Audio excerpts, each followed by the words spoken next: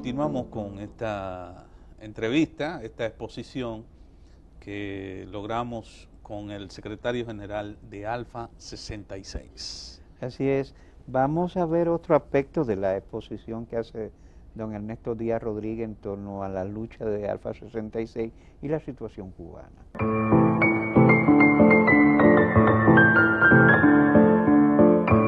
A nosotros nos satisface conocer un poco más ampliamente la debilidad de las dictaduras. Hemos visto como en Libia, hemos visto como en otros países que sufrían regímenes dictatoriales similares al de Cuba, han tenido que ceder el poder, han caído derrumbados ante la fuerza del pueblo. Ese germen, ese estímulo, esas posibilidades reales de reconquistar la libertad se están dando actualmente en Cuba. Te podemos señalar, hace solo unos días, 4 valerosas mujeres fueron a la escalinata del Capitolio de La Habana y allí reclamaron, exigieron la libertad para nuestro país. Vamos a continuar nuestras actividades, vamos a continuar nuestra resistencia. Recobrar la esperanza. Porque a lo largo y ancho de Cuba, no solamente en La Habana, a lo largo y ancho de Cuba, hay hombres y mujeres muy valientes ofrendando sus vidas. En las cárceles de Cuba hay hombres perdiendo sus vidas por sus ideas.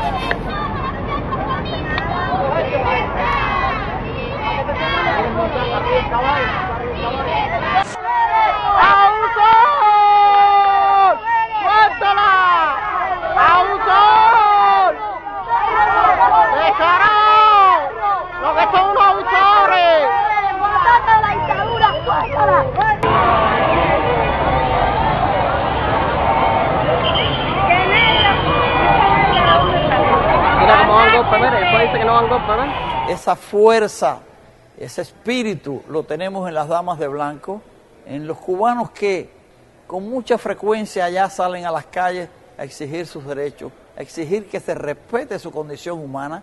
Tenemos ejemplos maravillosos en el luchador Antúnez, en el doctor Oscar Elías Bisset, que a pesar de los muchos años que permanecieron entre rejas, han salido a la calle y han alzado su voz con dignidad, exigiendo la libertad del pueblo de Cuba, exigiendo la libertad y estimulando a nuestra población, enseñándoles que sí se puede.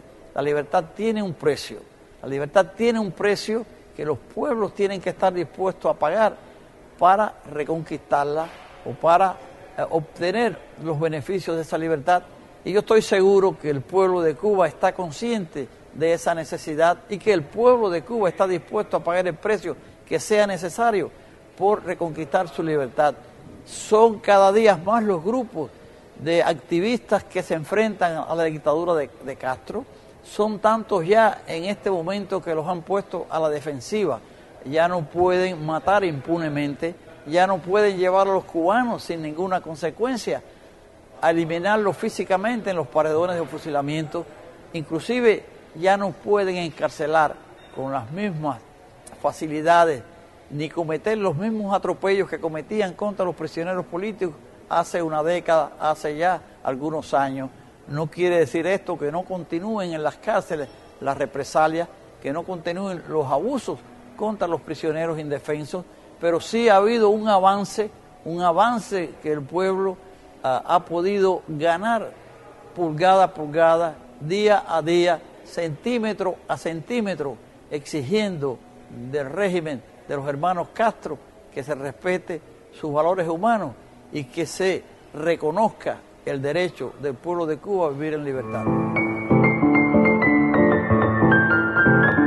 Con estas declaraciones también hace recordar un poco la situación que desde los años 90, principios de los 90, se viene dando, incluso en el exilio cubano que está radicado fundamentalmente en la Florida, en Miami. Recuerdo que a principios de los años 90, pues se hablaba mucho de grupos que eran ya de la nueva generación o de la tercera o cuarta oleada de inmigrantes que salieron de Cuba, que tenían una visión ya no tan radicalmente opuesta ya no era el discurso rabiosamente anticastrista, sino que incluso se estaba apostando. Había un discurso que hablaba de la posibilidad de un reencuentro.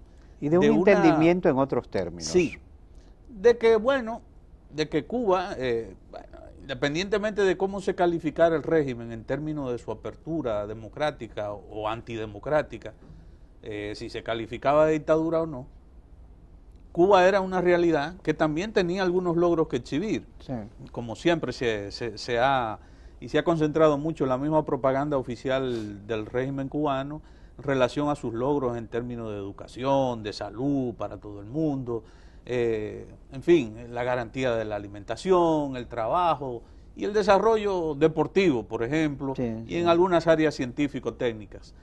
Pero, bueno, y a partir de eso, pues se estaba apostando mucho a que se dejara el discurso eminentemente incendiario, radical, de acabar con el régimen, de acciones armadas, y que se procurara, ciertamente, que hubiese un cambio, una apertura en el gobierno, en el régimen cubano, que tendiera hacia la democratización al estilo aceptado más generalmente, la democracia representativa, elecciones, partidos políticos, el pluripartidismo, etcétera, pero al mismo tiempo bajando la guardia en cuanto a acciones o en cuanto a discurso e incluso en cuanto a grupos como el mismo Alfa 66, que por ejemplo en algún momento se llegó a decir que eran grupos prácticamente financiados y mantenidos por el gobierno norteamericano desde sus dependencias más de la estructura de inteligencia, político-policial, quizás, ¿verdad? Bueno, Alfa 66 las indicaban como una estructura realmente financiada por la CIA, eso se decía, ¿verdad? Durante mucho tiempo ellos debieron recibir esa acusación. Y entonces, luego también de la experiencia de Almariel a mediados de los 80, en el que, bueno, hubo una situación de protesta que se originó al principio, muy reducida, muy controlada. En ese momento mucha gente empezó a creer que el régimen cubano iba a ser una implosión y que Mariel era solamente el aspecto fenoménico. Misteriosamente, parece que uno de esos artilugios políticos del régimen, Mariel fue una jugada que le salió bien a Fidel y al establecimiento cubano. Sí. Sí, fue, digamos que una jugada muy política. Pudieron revertir el proceso. Sí, porque ciertamente, bueno, pues, independientemente de los controles policiales internos, en todos los países hay un nivel de delincuencia mayor o menor. Mira, y gran parte y buena parte, como se demostró posteriormente, con las negociaciones del gobierno norteamericano, tratando de devolver a mucha de esa gente que efectivamente eran delincuentes, no eran luchadores por la libertad, sino que era parte de esa, bueno, como se decía, persona repitió en algún momento, de la crápula delictiva, ¿verdad? Y fíjate tú, yo creo que realmente, como tú dices, se ha producido un cambio en el exilio. Macanosa, de la fundación, el hijo del fundador de la Fundación Américo-Cubana, plantea un discurso ya más integracionista, porque eso de que gente que se ha pasado toda una vida en el exilio quiera volver a Cuba, como decía él, a imponer cosas, y el cubano que ha estado allí, que ha estado quizás siendo parte del régimen o combatiéndolo o en actitud ambivalente, eso también tienen cosas que decir. Te haré una anécdota sobre eso, pero será luego de la pausa. Todo es político, aunque lo político no lo es todo.